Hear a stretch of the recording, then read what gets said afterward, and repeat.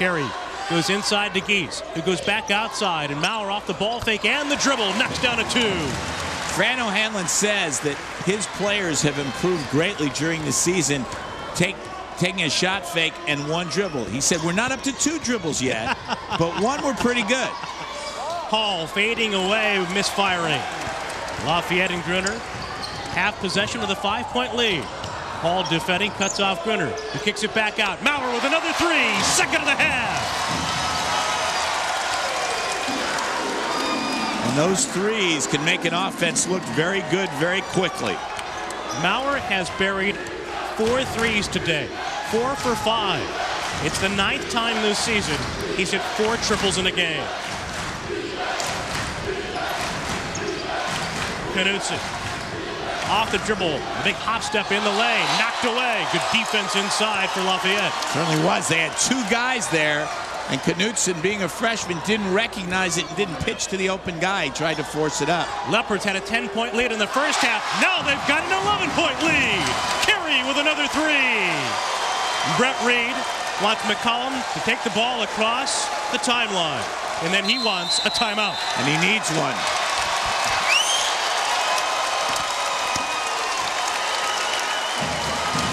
Biggest lead of the afternoon. Lafayette picks up where it left off in the opening half. Lights out for Jim Maurer and the Leopards.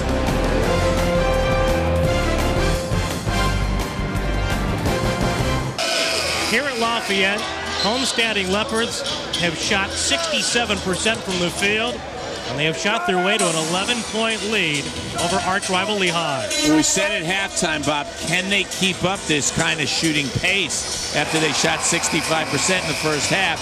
They've actually picked it up a little bit in the second half. They're now 3 out of 4 in this half shooting threes, which means that for the game now, they're 12 out of, they're 3 out of 3. They're 12 for 19, and there's a turnover by Carrington. Not the way, obviously, Lehigh wanted to come out of a timeout as called by head coach Dr. Brett Reed. Another turnover, and maybe another 3. Well, that one skips off the rim to the weak side. And a rare offensive rebound for Mintz and Lafayette. Actually, only his 2nd rebound of the game. Averages just about 6. Carrington coming out on Carey. He gets it back. And he drains another 3. Boy, he's feeling it. Carey and Maurer both just shooting the eyes out here. They're now 13 for 21 in the game from 3. Carey 5 of 6 from 3. And Wheeler has the deflection. Lafayette on the move. Carey off the dribble for 3. Talk about feeling it. And Brett Reed's got to call timeout again. He thought Carrington got fouled there on the play right before the 3, and he let John Regan have it there for a second. And obviously what Lehigh wanted to do, Bob, coming out of the timeout, was go to Carrington, which is smart basketball. Jeff Carey, as a senior, battling injuries. His legs there today, though, converting again from long range. Lafayette leads by 17. Into Mintz. Great and a defense. Good block by McCollum coming over to help Carrington. 3-on-2, and McCollum puts a pair. And Lehigh's best offense in this game has been its defense when it's created turnovers and beaten Lafayette's defense back down the court. Lafayette has not done a good job of converting from offense to defense after turnovers, and sometimes after made baskets, actually. 15 points off Lafayette turnovers for Lehigh. The difference of 13, another steal. McCollum controls, gets it to Kleiner, and the freshman slams it home. Now it's Fran O'Hanlon's turn, I think, to call a timeout. Lehigh's on a quick 6-0 run here. And as a result, the difference at 11. It has a consequence as well. Fran O'Hanlon opting for that timeout. Fran O'Hanlon has one of the more fascinating basketball histories of anybody I know. Great player at Villanova. Great shooter, as I said. His nickname in the Baker League in Philadelphia was Rainbow Johnson because he shot rainbows from the outside. Played for the Floridians in the ABA, and then spent many years playing overseas. He said he had another assumed name when he played in Switzerland. His nickname was Francis Dribbler. And the reason for that was he played professionally, and he had to use an assumed name to play in the league. And so he named himself Francis, and on a scouting report, it's on him, it said dribbler in parentheses. But they took it off, and his name became Francis Dribbler. No parentheses. Then when he came back the next year, he bought his amateurism back. He went back to being Fran O'Hanlon, and they said, Mr. Dribbler, why'd you change your name? Well, he was Mr. Assistant, Mr. Co-Captain while at Villanova. Co-captain of the Wildcats, as John told you, went on from a single season in the ABA to play overseas, and then he coached overseas for a long while in Israel. And later coached as well in Venezuela. And then was an assistant to Fran Dunphy at Penn before coming here to Lafayette. Gruner from the wing with a miss. An offensive rebound by Willen in the putback. Willen's had a nice game, too, both inside and outside for Lafayette. Big basket there. McCollum with an errant three and a Willen rebound, and a much better job by Lafayette sealing off the boards today.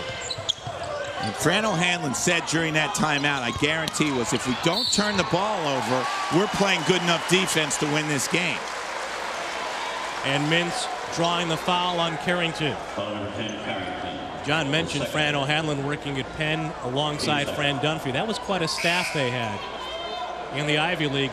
Also on that staff, Steve Donahue, who once coached under Fran O'Hanlon at Monsignor Bonner High School in Philly. That's exactly right. And, of course, Steve Donahue's gone on to do remarkable work at Cornell. They're now back in first place alone in the Ivy League, trying for a third straight Ivy League title, which would be unheard of for anybody not named Penn or Princeton for many years.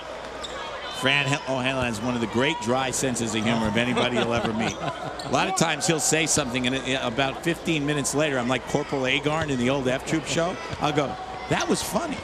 I missed it. Well, who says I'm dumb? Brett Reed, of course, has a doctorate from Wayne State as the head coach of Lehigh. If laughter's the best medicine, then Fran O'Hanlon's a medical doctor because he has some sense of humor. But you got to be on the lookout for it. It's not blatant. It's not Henny Youngman humor. 15-point difference. McCollum defended by Gruner. Good nice backdoor feed. Carrington to Hall. That's what I was talking about earlier with Carrington, his ability to pass the ball with his back to the basket. So often the other way around, Hall to Carrington. This time, the assist to Carrington. Brett Reed wanted his team set up defensively differently, and they took him a while to get in the alignment he wanted. He wanted them back in the zone. Remember, when you consider the avalanche of threes today for Lafayette with 14 of them, Lehigh's been the best team in the Patriot League defending the three. Benbow on the turnaround from the elbow. Another offensive rebound for the Leopards at Gruner.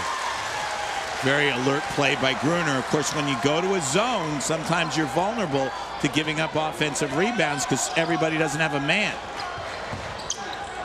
That was a long rebound, and Gruner got in the lane to pick it up. Lafayette controlling this possession. The shot clock dwindling to 10. Gruner finding Wheeler. Right back to him. Gruner has the ball stripped. He's got to control it in a hurry. Shot clock's at 1. He puts it up. It won't go. And then Carrington knocks it out, though it stays with Lafayette. But they said his foot was on the line when he knocked it back. And that pretty much sums up the state of affairs today here in Easton for Zaire Carrington and Lehigh, struggling in an attempt to come back down by 13.